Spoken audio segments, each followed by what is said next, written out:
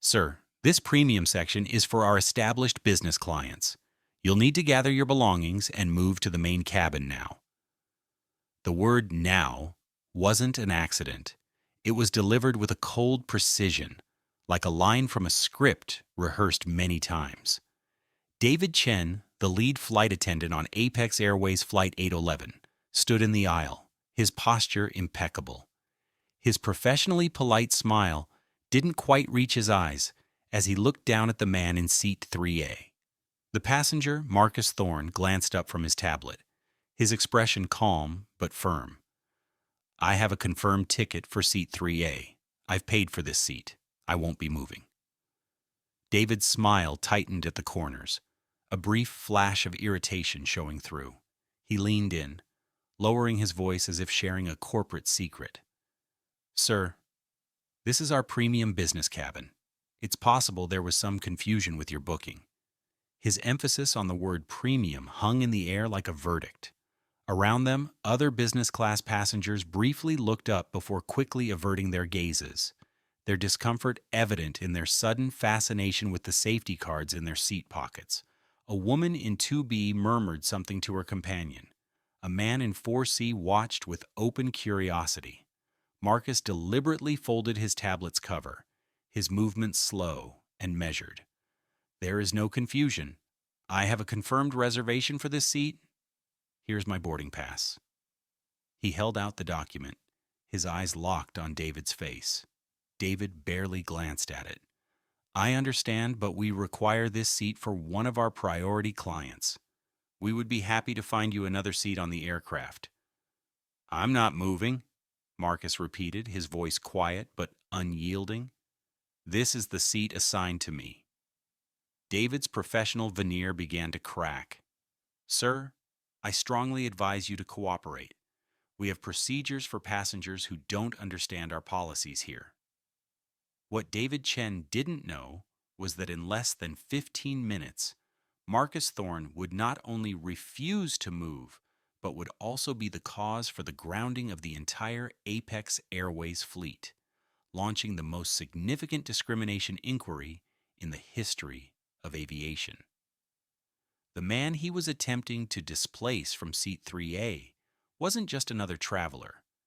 He was the founder and CEO of Thorne Global Capital, the largest shareholder of Apex Airways' parent company, and a man who had dedicated his life to confronting exactly this kind of behavior.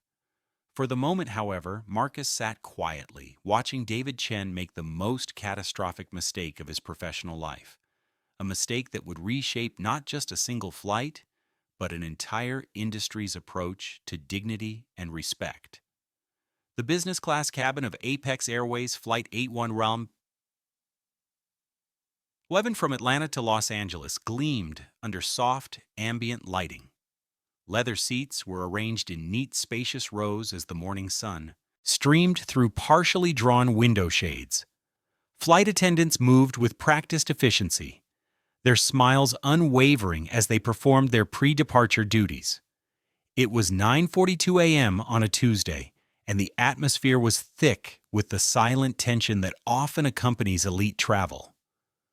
Passengers in expensive suits and designer attire settled into their seats, arranging laptops and noise-canceling headphones, claiming their space in this exclusive part of the plane.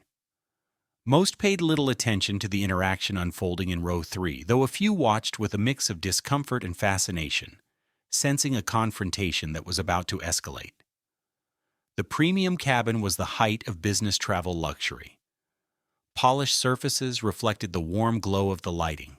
The air smelled faintly of leather and freshly brewed coffee. Wide, plush seats were arranged in a 1-2-1 configuration, offering each passenger both privacy and comfort.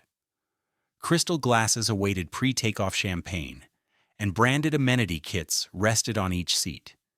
Yet despite the material comforts, there was a coldness to the environment, an unspoken code that dictated who truly belonged and who did not.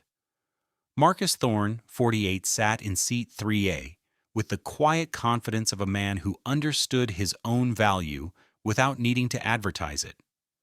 He wore a simple gray button-down shirt, dark jeans that were high quality but not flashy, and a functional watch.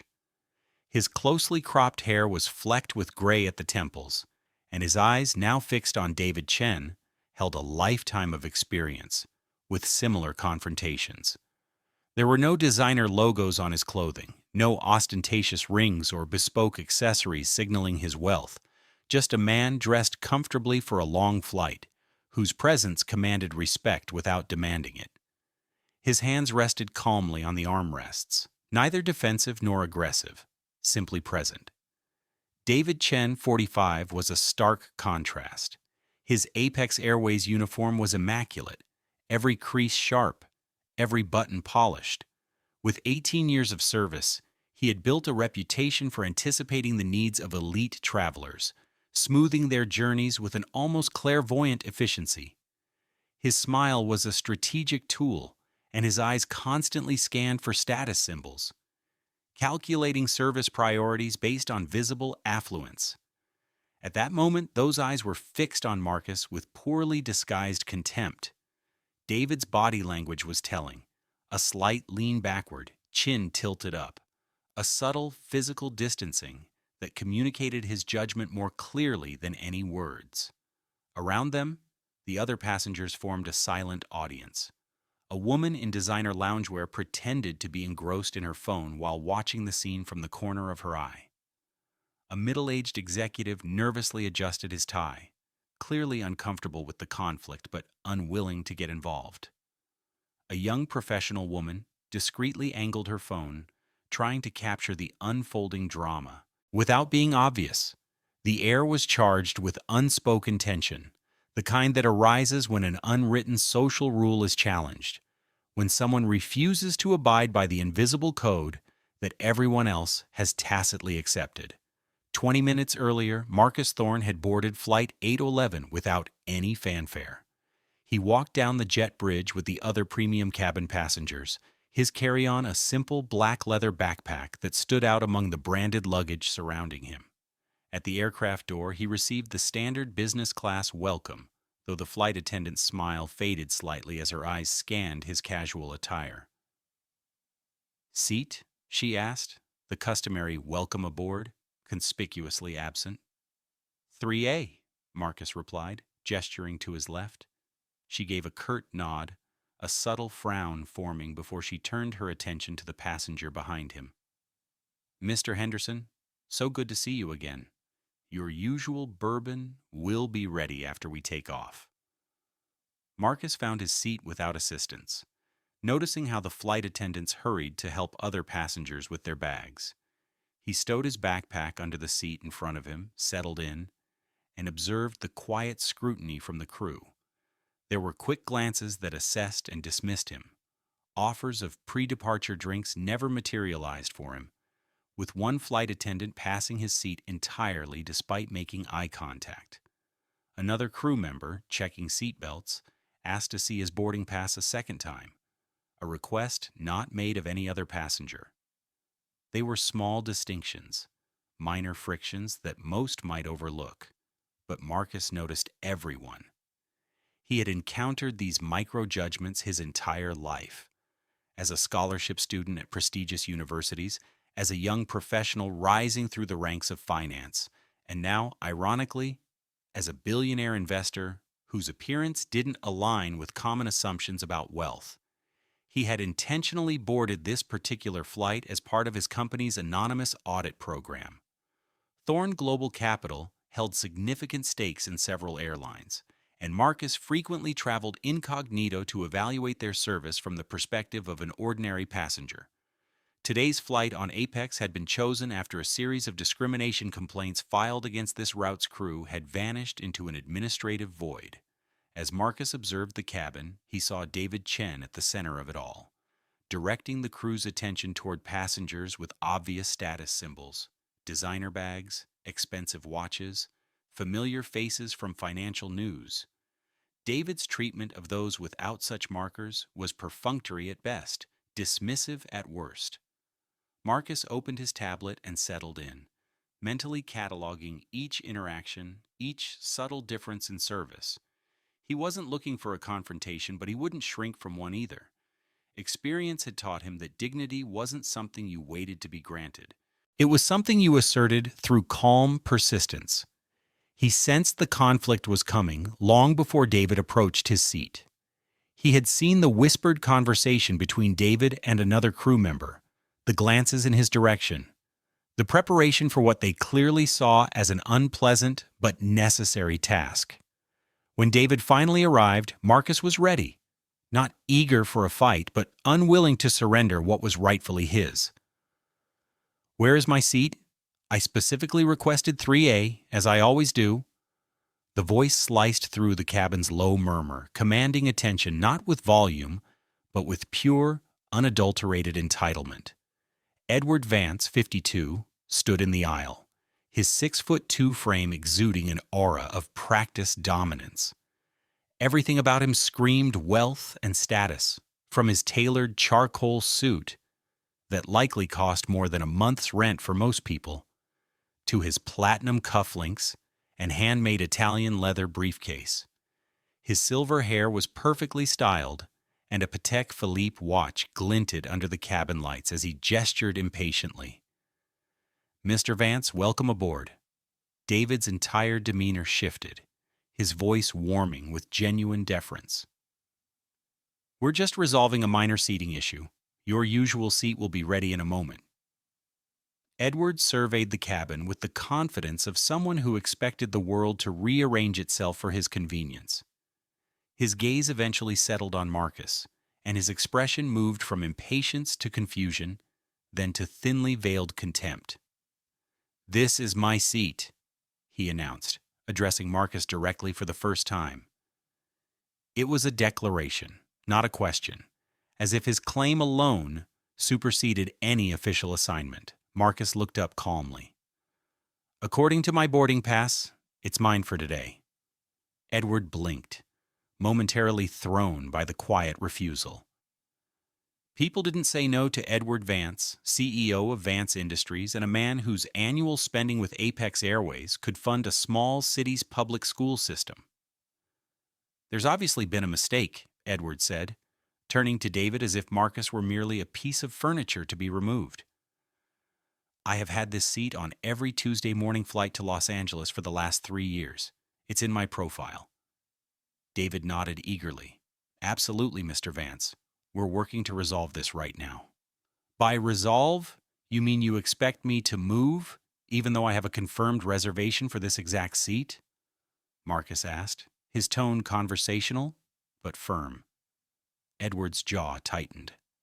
He turned back to Marcus, truly looking at him this time, taking in the simple clothes, the absence of status symbols, and the calm confidence that somehow grated on him more than any overt challenge. "Do you have any idea who I am?" The question slipped out, the classic fallback of the privileged when faced with unexpected resistance. "I do not," Marcus replied honestly, "but I do know that I purchased a ticket for this specific seat, and I plan to remain in it." Edward's face flushed. "I've held diamond status with this airline longer than you've probably owned a decent pair of shoes." The words were sharp and dismissive, heavy with assumptions about Marcus's background, status, and worth. Several nearby passengers shifted uncomfortably. A young woman in 2B winced at Edward's comment. A businessman in 4D suddenly found the safety card fascinating. "Mr. Vance, please, allow me to offer you seat 4A, David interjected, desperate to defuse the situation. "It's identical to 3A, and I will personally ensure you receive complimentary premium champagne service for the entire flight." "That's not the point," Edward snapped, his voice rising. "My profile clearly states 3A, always. I shouldn't have to explain this." "And my boarding pass clearly shows 3A, Marcus countered, his voice still measured despite the escalating tension. "I'm not looking for special treatment. I simply expect the airline to honor the seat I purchased." The standoff continued, Edward's presence looming over Marcus's seat like a thundercloud. He clutched his briefcase, his knuckles white. His breathing was audibly strained, "This is absurd," he finally declared. "I spend over $500,000 a year with Apex. I sit in 3A every Tuesday. Everyone knows this." "I didn't," Marcus said simply. "And apparently, neither did the booking system, since it allowed me to reserve this seat." Edward's expression hardened, his patience evaporating.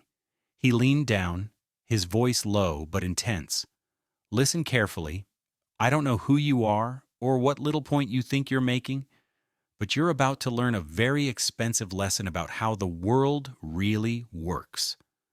Marcus met his gaze without flinching. "I'm listening. Please, explain how the world works." The challenge in those quiet words was unmistakable. The cabin fell into a tense silence as everyone waited for Edward's next move. "What seems to be the issue here?" The crisp, professional voice belonged to Isabella Rossi, 36, the cabin manager for the flight. She approached with the measured calm of someone used to mediating conflicts, her uniform immaculate, her expression neutral but authoritative. David turned to her with visible relief. "Ms. Rossi, we have a seating conflict. Mr. Vance's profile specifies seat 3A for his regular Tuesday flights. But it seems the system assigned it to—" He paused, glancing at Marcus's boarding pass. "Mr. Thorne instead." Isabella assessed the scene with a quick, sweeping glance, taking in Edward's agitation, Marcus's composed stillness, and the rapt audience of nearby passengers. "I see. Mr. Thorne, I apologize for the inconvenience." Her tone was professional, but there was a subtle difference in how she addressed Marcus compared to the warmth that entered her voice when she turned to Edward. "Mr. Vance, we value your loyalty immensely. I'm certain we can find a suitable solution." Marcus noted the distinction immediately. "There's no inconvenience on my part. I'm in my assigned seat." Isabella's smile remained fixed, but her eyes cooled. "I understand, but we do have some flexibility in our seating to accommodate our most frequent flyers." "Are you saying that some passengers' reservations are less valid than others?" Marcus asked directly. Isabella's professional composure flickered. "Not at all. We simply have protocols for resolving conflicts that prioritize our loyalty program members based on their status and travel frequency." "I see.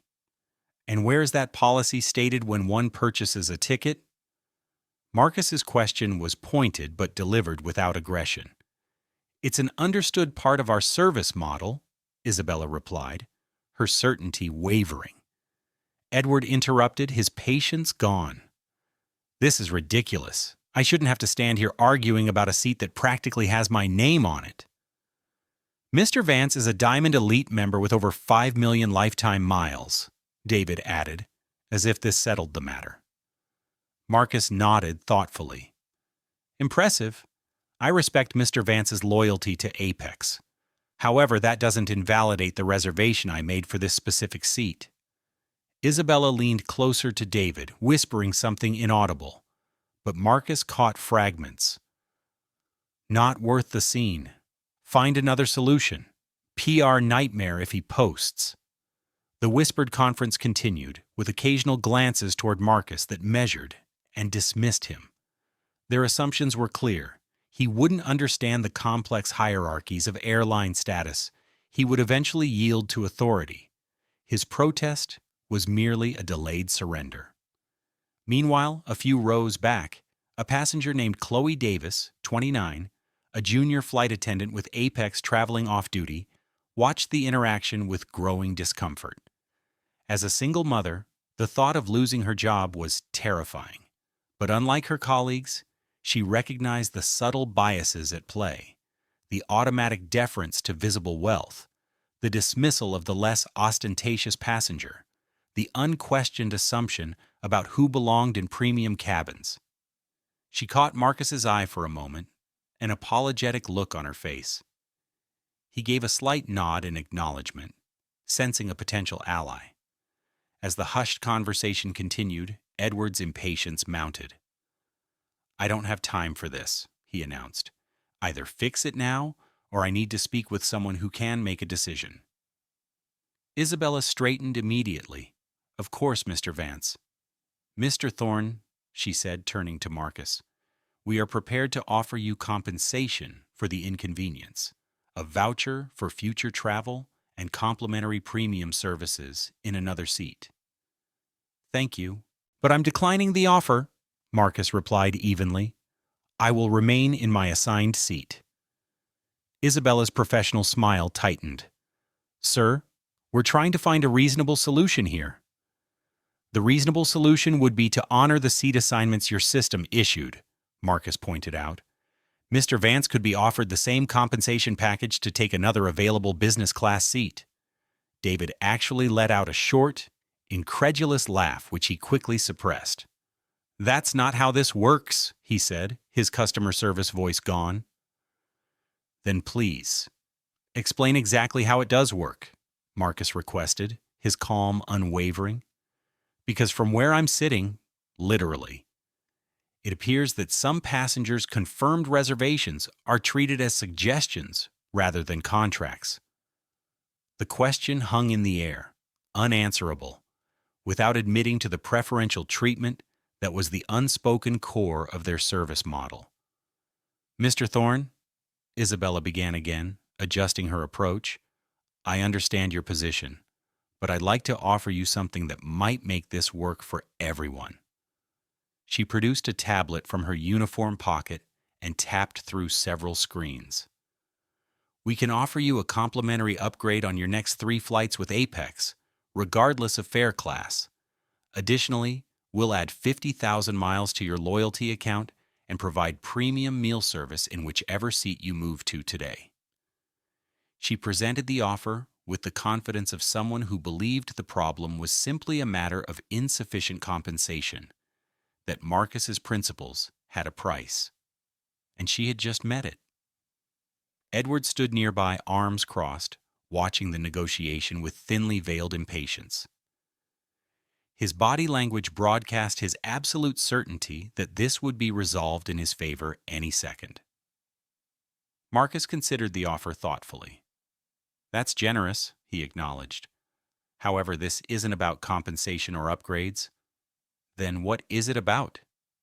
David interjected, his frustration beginning to show. We're offering you significant value here. Marcus's response was measured. This isn't about a seat. It's about being treated with the same respect as any other paying customer. He gestured subtly around the cabin. Would you ask any of the other passengers in business class to move because someone else preferred their seat? Isabella hesitated, a flicker of recognition crossing her face as she realized the precariousness of their position. It's a unique situation, she offered weakly. Is it? Marcus asked. Or does it happen regularly to passengers who don't look like they belong here, according to someone's subjective judgment? Edward's patience finally snapped. For God's sake, just take the miles and move. Some of us have actual business to attend to in Los Angeles. And some of us have principles that aren't negotiable, Marcus replied, his voice still calm despite the provocation. This seat isn't better than any other business class seat. The issue is being told I have to move simply because someone else wants what I have legally purchased. A few passengers were now openly watching the confrontation, some with uncomfortable expressions, others with growing interest. A woman in her 30s had discreetly positioned her phone to record the interaction, sensing something significant was unfolding. Isabella tried again, her voice lowered as if sharing a confidence. Mr. Thorne, I understand your position, but this is creating a difficult situation for everyone. Mr. Vance is one of our most valued customers, and we have certain obligations to accommodate his preferences. And what about your obligations to me as stated in your contract of carriage when I purchased this ticket? Marcus countered. David's professional facade cracked further. Sir, you need to understand that we're trying to be reasonable, but there are consequences for disrupting the boarding process. The threat, though veiled, was unmistakable. Marcus didn't blink. I'm not disrupting anything. I am sitting quietly in my assigned seat. The disruption seems to be coming from the insistence that I move despite having a valid reservation. Edward leaned in, his voice dropping to a harsh whisper. Do you know what I could do to your life with one phone call? Do you have any idea who you are inconveniencing right now? Marcus met his gaze steadily. No, I don't. And that's precisely the point. In this cabin, we should all be treated according to the same rules, regardless of who we are outside of it. The statement resonated through the cabin, causing several passengers to exchange glances. The woman filming subtly adjusted her angle to capture more of the confrontation. Isabella recognized the deteriorating situation and made one final attempt. Mr. Thorne, this is your final opportunity to accept our generous offer before we are forced to take more serious measures. Such as? Marcus asked simply. We have protocols for passengers who refuse to comply with crew instructions, she replied, her tone hardening. Marcus nodded thoughtfully. I see. So, sitting in my assigned seat is now classified as non-compliance. The question hung in the air, highlighting the absurdity of their position. This has gone on long enough. David stepped back and lifted his crew phone. Security to the jet bridge. We have a situation in business class. His voice was clipped and professional, but carried an undercurrent of frustration. Isabella looked alarmed. David, I'm not sure that's necessary. He interrupted her firmly. We can't delay departure for one uncooperative passenger. Edward nodded in satisfaction, checking his watch pointedly. Finally, some action. Throughout the exchange, Marcus remained remarkably composed. He didn't raise his voice, make abrupt movements, or display any behavior that might justify security intervention. Instead, he calmly reached for his own phone. I'd like to document what is happening, he stated, activating the voice recorder app, since it appears I am about to be removed from a flight for sitting in my assigned seat. David's eyes narrowed. Recording crew members is against our policy. Actually, Marcus replied, I reviewed your policies before booking. There is no prohibition against recording one's own interactions in a public space, such as this cabin. I'm not recording your operational procedures or interfering with your duties. His knowledge of their policies clearly caught David off guard. As security officers surrounded Marcus, he felt a familiar tightness in his chest. Not fear for himself, but concern for what his yielding would mean for countless others who would face similar treatment without his resources or platform. For a brief moment, he considered the easier path. Move to another seat. Avoid the confrontation. Continue his audit quietly. But the memory of his mother's funeral and the humiliation he had endured flashed before him. Not this time, he thought. Within minutes, Officer Miller, head of airport security, appeared at the cabin entrance, flanked by two uniformed officers. Tall and broad-shouldered, he had the hyper-vigilant eyes of someone trained to assess threats. He surveyed the scene with professional detachment. What's the situation? He asked Isabella, keeping his voice neutral. David stepped forward. This passenger, he said, gesturing to Marcus, is refusing to comply with crew instructions regarding seating arrangements. Officer Miller turned to Marcus, who remained seated, hands visible, expression calm. Sir, the flight crew has authority over all seating assignments. If they've asked you to change seats, you need to comply. That's not entirely accurate, Marcus replied evenly. The crew has authority to reassign seats for operational safety or balance issues. Neither of those applies here. I have a confirmed reservation for seat 3A, which I purchased legally. I'm being asked to move solely because another passenger wants my seat. Officer Miller frowned slightly, glancing at Isabella for confirmation. It's a bit more complicated, she hedged. Mr. Vance is a Diamond Elite member with specific seating preferences in his profile. I see, Miller said slowly. Sir, while I understand your position, if you refuse to comply with crew instructions, we will have to remove you from the aircraft. Marcus nodded, his expression serious but not confrontational. I understand that is your protocol. However, before we proceed, I would like to clarify. Am I being removed because I have violated any actual regulation, or because I'm refusing to give up my legally purchased seat to another passenger based solely on his status level? The question was precisely formulated to highlight the troubling implications, and Miller recognized the problem immediately. He was being asked to enforce not safety protocols or legal regulations, but a preferential treatment system that had no actual basis in law. Edward interjected impatiently. "This is absurd. I have never experienced such poor service. I will be speaking with Peter about this entire debacle." The casual reference to the airline's CEO by his first name was clearly intended to remind everyone of his connections. From her seat several rows back, Chloe Davis had been watching with increasing discomfort. The thought of her son, and how much he depended on her, kept her silent. But seeing the injustice play out so starkly, she finally stood and approached the group, her Apex Airways ID visible on her lanyard. "Excuse me," she said quietly. "I'm off-duty crew. Maybe I can help." David turned to her with visible irritation. "This doesn't concern you. Please return to your seat." "Actually," Chloe persisted, her heart pounding, "I think there's something important we're overlooking. Our policy manual explicitly states that confirmed seat assignments can only be changed for operational, safety, or balance requirements." She looked directly at Officer Miller. "Passenger status preference is not listed as a valid reason for involuntary reassignment." David's expression darkened. "Chloe, this is not your flight. Return to your seat now." Miller held up a hand, considering Chloe's point. "Is that accurate?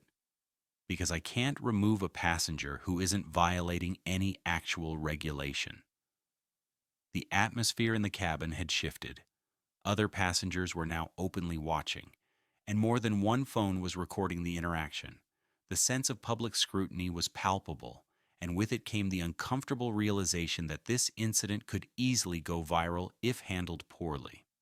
Marcus, who had remained calm throughout, spoke again. "I have no desire to create a scene or delay this flight. I simply want to be treated with the same respect as any other passenger who purchased a seat on this aircraft." Miller nodded slowly, reassessing the situation. "Let me make some calls."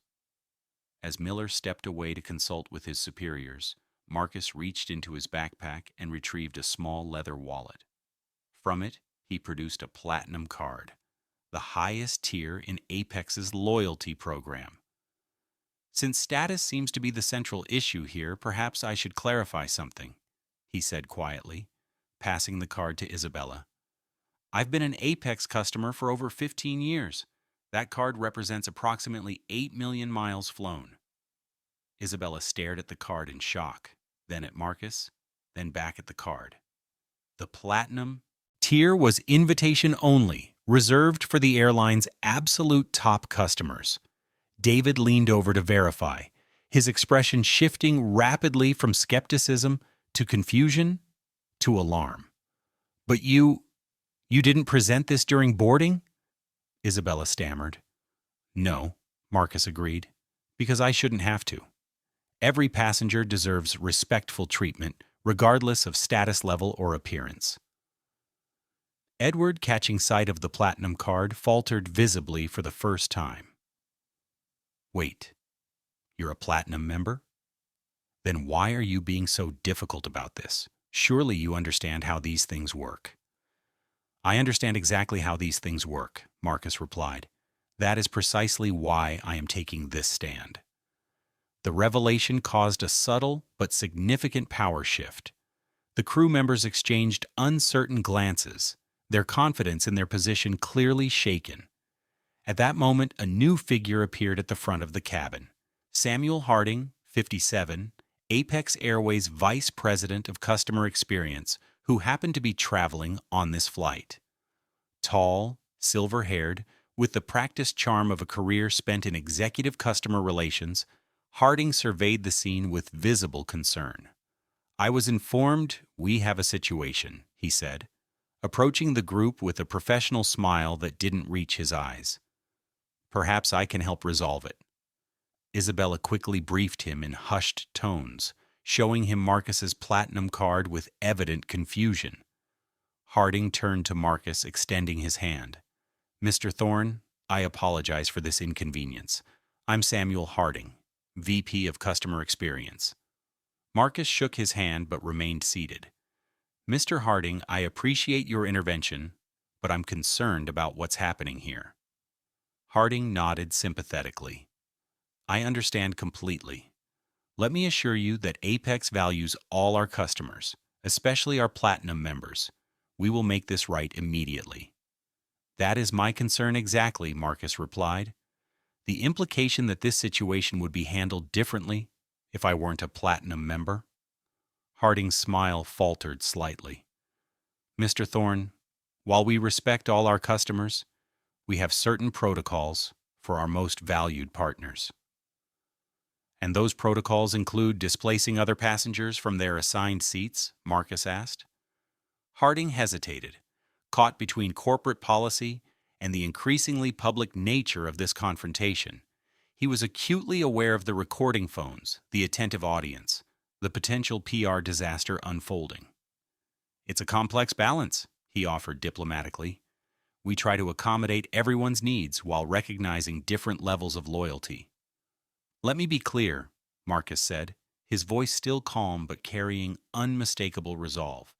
"I am not interested in special treatment because of this card. I am interested in equal treatment for every passenger, regardless of status or appearance.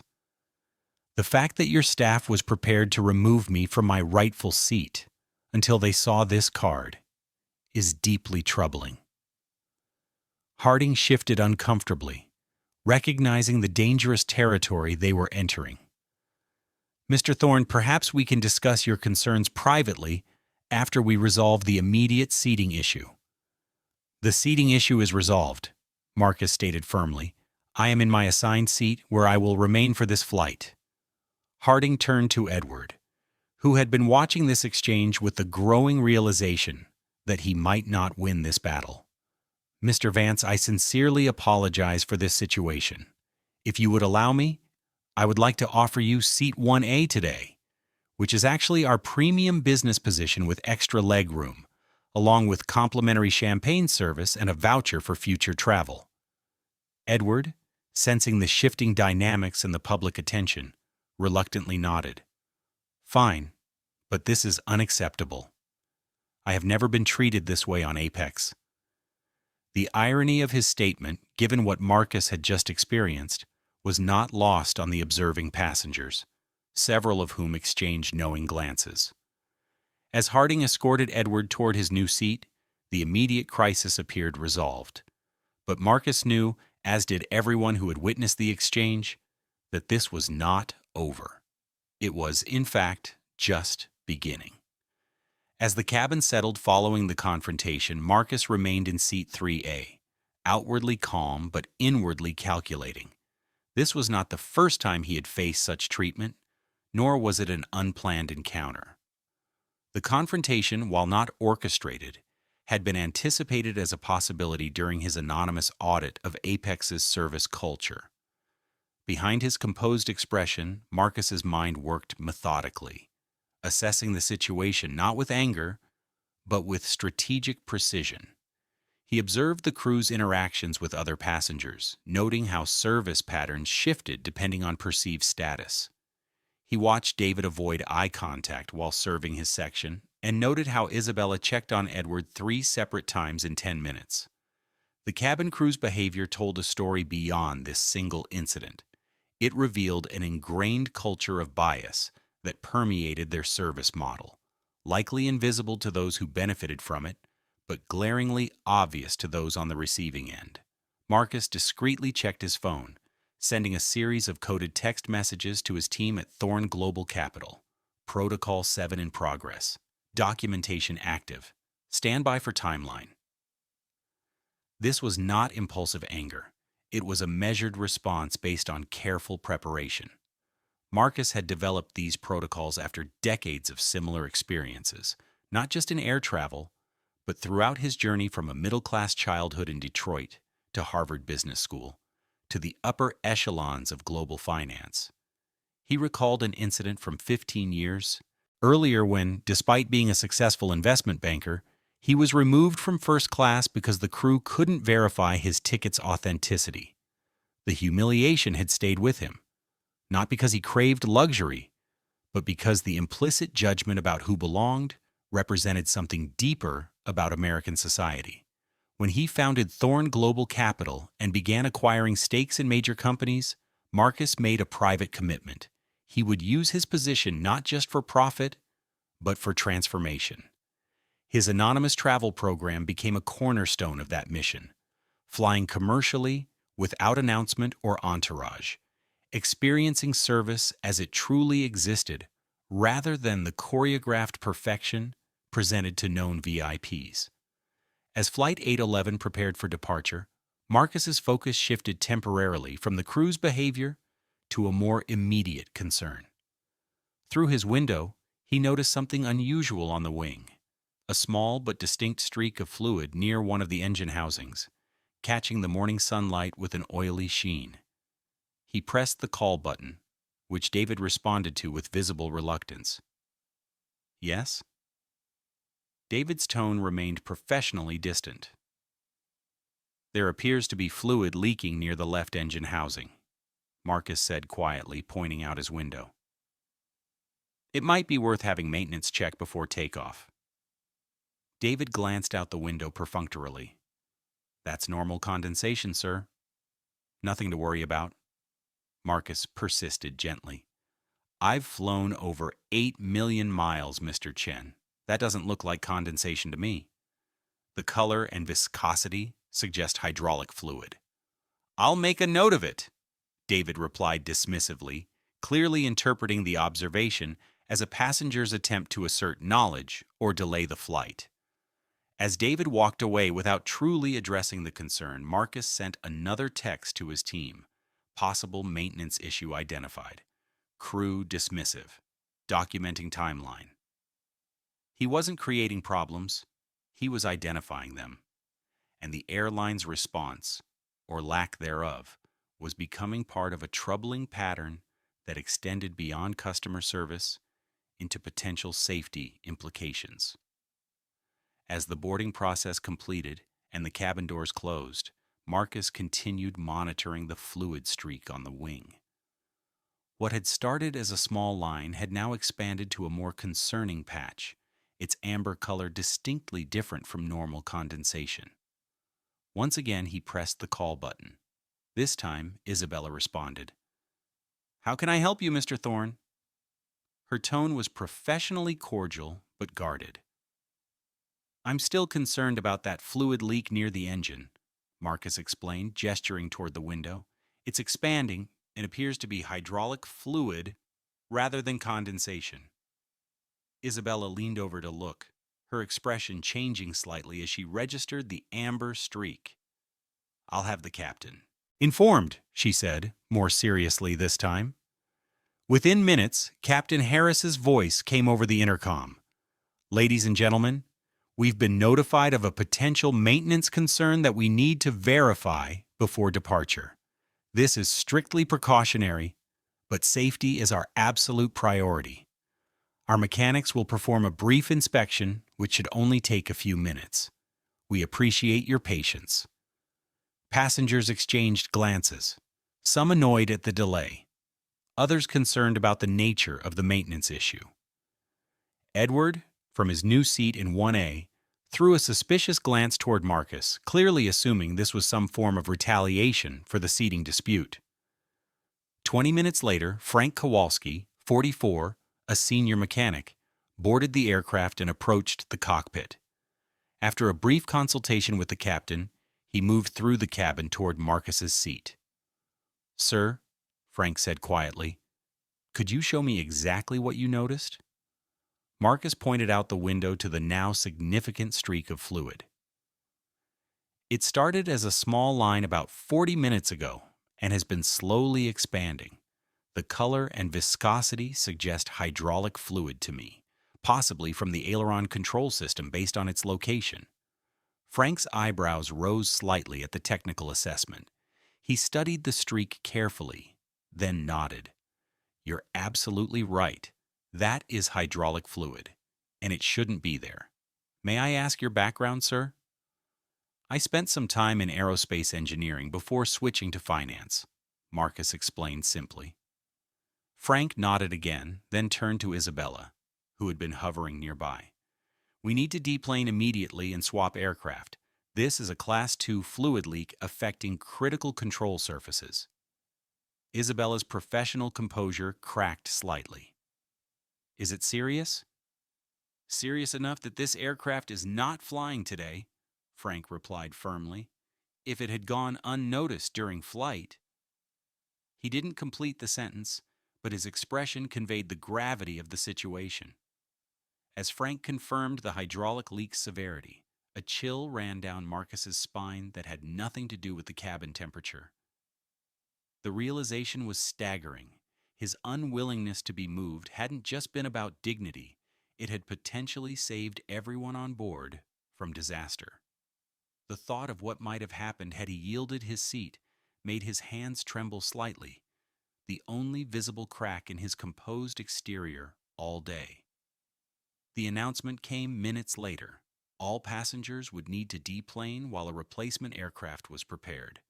The estimated delay would be at least 2 hours. As passengers gathered their belongings, the mood in the cabin shifted. What had begun as an uncomfortable confrontation about seating had evolved into something far more significant. The passenger they had tried to displace had potentially identified a serious safety issue that might have been overlooked. Samuel Harding approached Marcus as the deplaning process began. Mr. Thorne, I want to personally thank you for your vigilance. Our maintenance team confirms that was indeed a hydraulic leak that could have become critical during flight. I'm glad it was identified before takeoff, Marcus replied simply, though I am concerned it was initially dismissed as normal condensation when I first reported it. Harding's expression tightened. That is troubling. I will need to look into that. May I ask how you were so certain it was hydraulic fluid? Experience and observation, Marcus said. Something that should be valued regardless of who it comes from. The implied connection between the crew's dismissal of his seating rights and their dismissal of his safety concern was not lost on Harding, whose discomfort was visible. Mr. Thorne, I feel we've gotten off on the wrong foot today.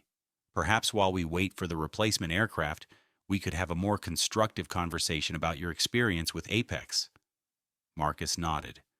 I would appreciate that opportunity, Mr. Harding. I have some observations that might be valuable to share. As passengers congregated in the terminal waiting area, Marcus and Harding found a relatively private corner to continue their conversation.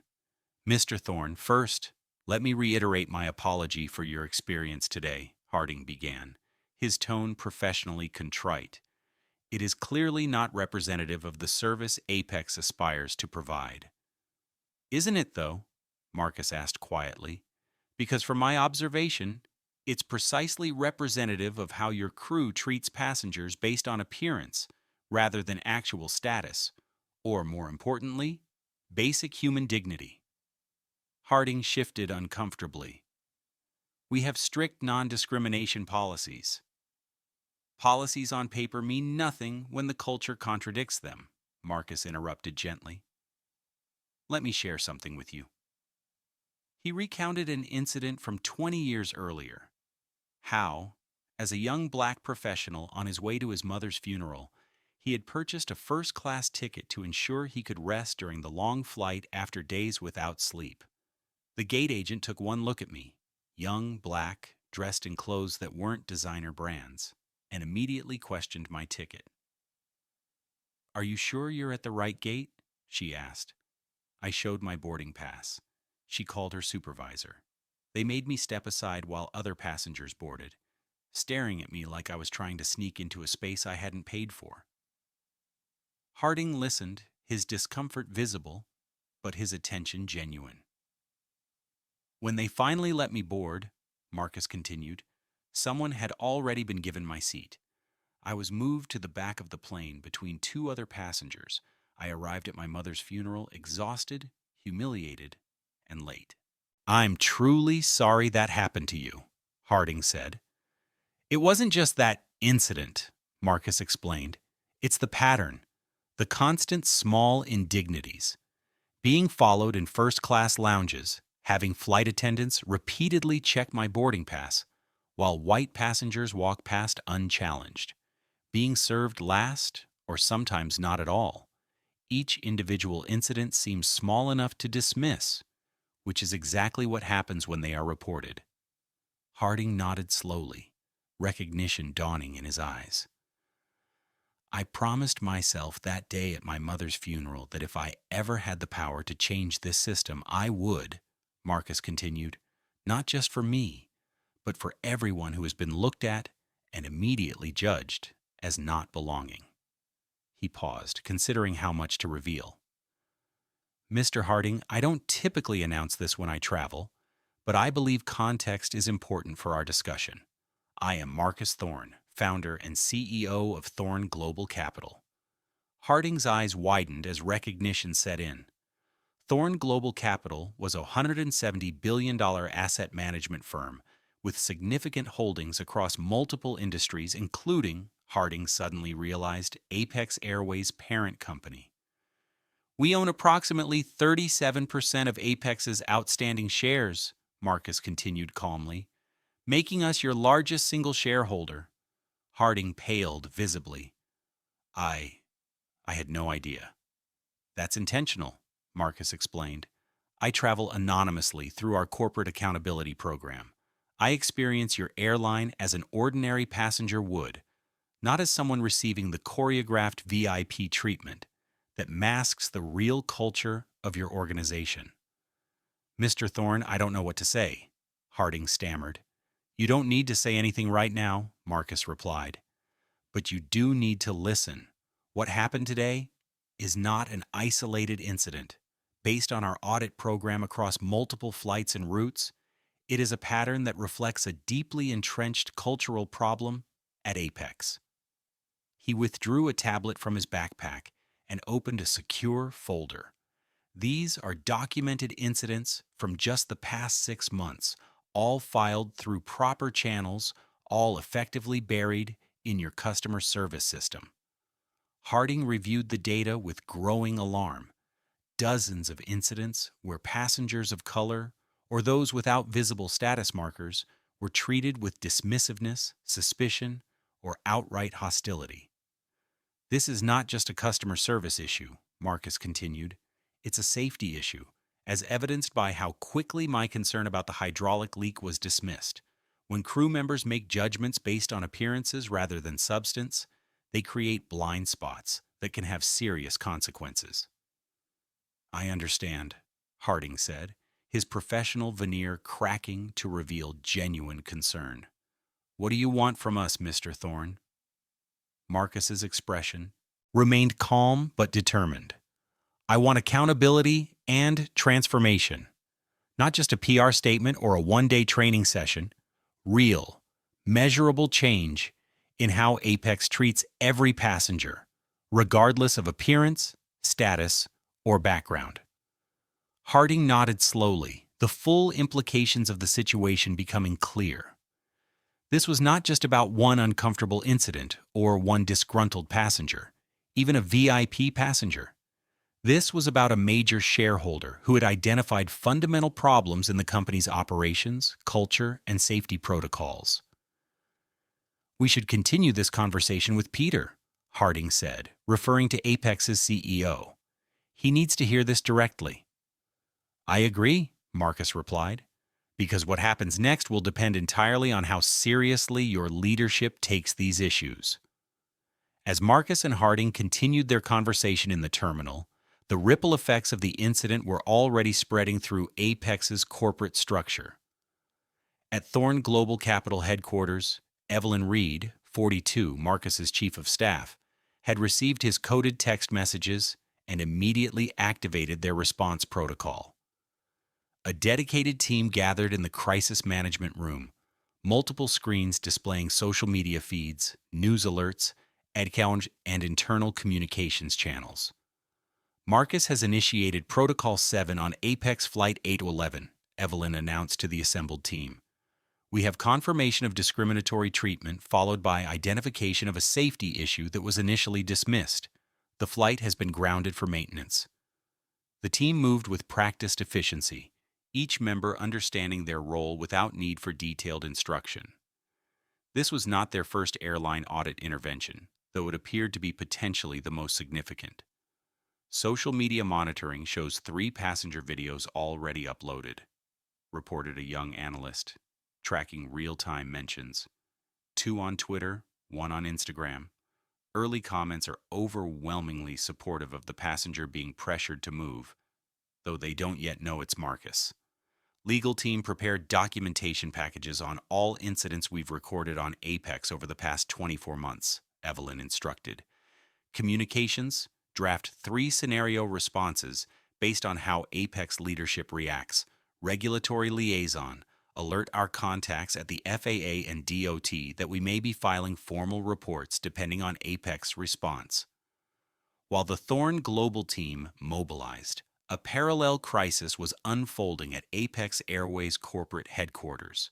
Peter Coleman, 55, CEO of Apex, was in the middle of a routine board meeting when his executive assistant urgently interrupted with a tablet displaying the viral videos beginning to circulate. Peter watched with growing alarm as the confrontation played out. The dismissive treatment of Marcus, the preferential accommodation of Edward, the initially dismissed safety concern. That turned out to be legitimate.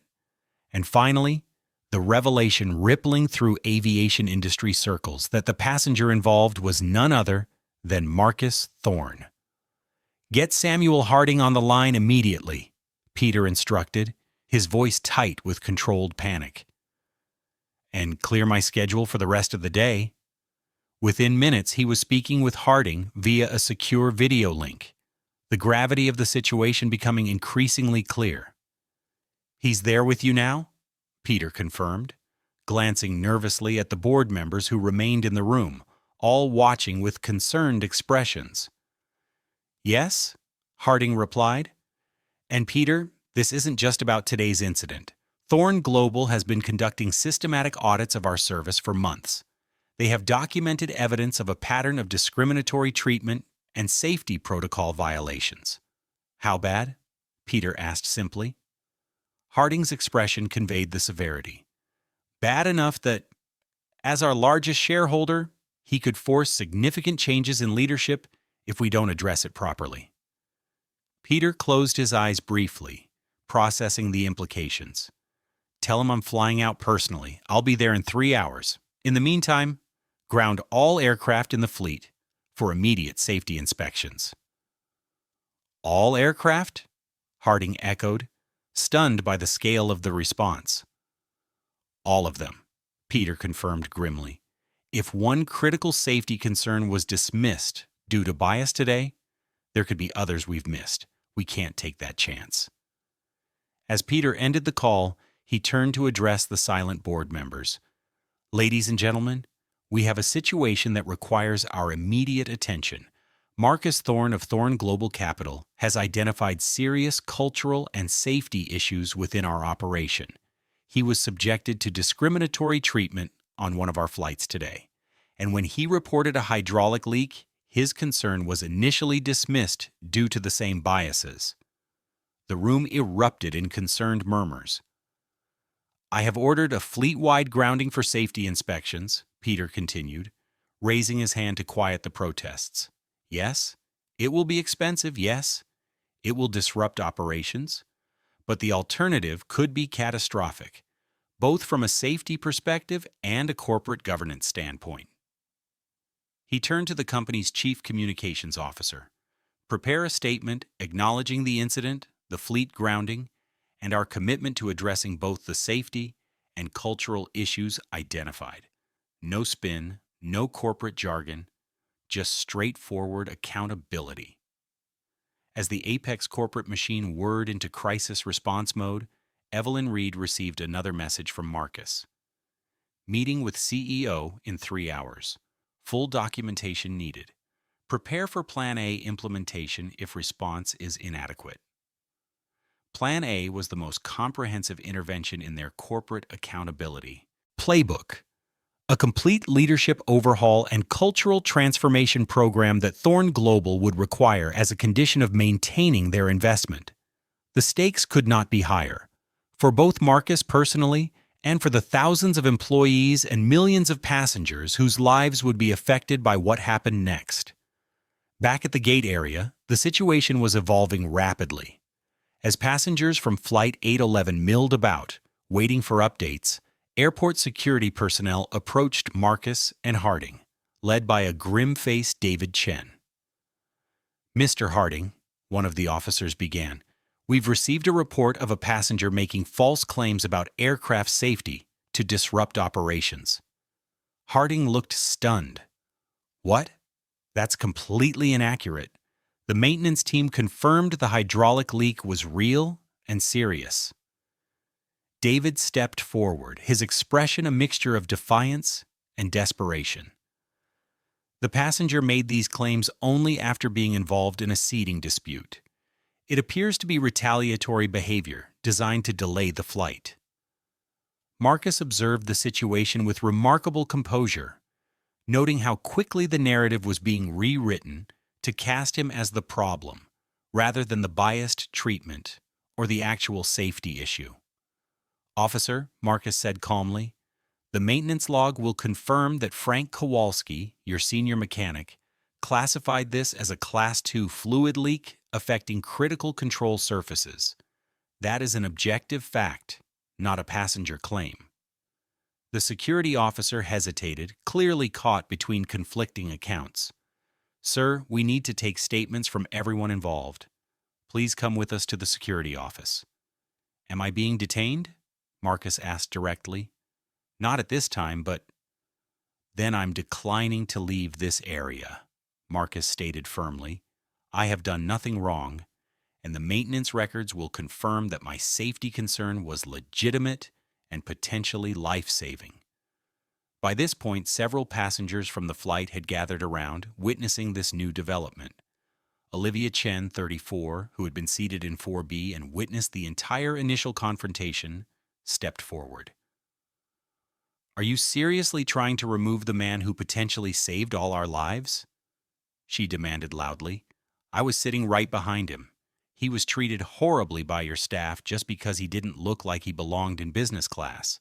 Then he spotted a dangerous leak that your crew dismissed until a mechanic confirmed he was right." Her outburst caught the attention of more passengers, who began to gather around. Many had their phones out, recording the escalating situation. David paled, realizing the public relations disaster was growing exponentially. "This is an internal airline matter," he attempted, but his voice lacked conviction. "No, it's not," came another passenger's voice.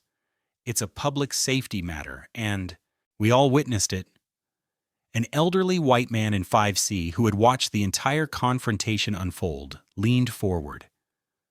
"Young man," he said to Marcus, his voice cracking with emotion, "I've been flying for 50 years, and I've seen this happen too many times. Thank you for standing your ground." From across the aisle, a middle-aged woman nodded in agreement. "My son experiences this kind of thing all the time," she added. "People need to see this." The security officers exchanged uncomfortable glances, clearly recognizing they were being drawn into a situation that was rapidly becoming untenable. Meanwhile, social media was already ablaze with video clips from the initial confrontation. Seat 3A was trending nationally, along with Nar Sair Apex Airways and Flying While Black. News outlets had picked up the story and were contacting passengers for first-hand accounts. Samuel Harding, recognizing the rapidly deteriorating situation, stepped between Marcus and the security officers. There has been a misunderstanding. Mr. Thorne is not only a valued customer, but a significant Apex stakeholder who has identified an important safety issue. There will be no further security involvement here. David's expression shifted from defiance to confusion to dawning horror as he processed Harding's words, particularly significant Apex stakeholder. Stakeholder? He repeated weakly. Harding nodded grimly. David, I suggest you return to the crew area immediately. We will discuss your actions later. As David retreated, the security officers also withdrew, leaving Marcus, Harding, and a crowd of attentive passengers in an impromptu circle at the gate area. Marcus checked his phone, noting the viral spread of the videos and the fleet-wide grounding order that had just been announced. The situation had escalated beyond anything Apex could contain or control. The moment of truth had arrived.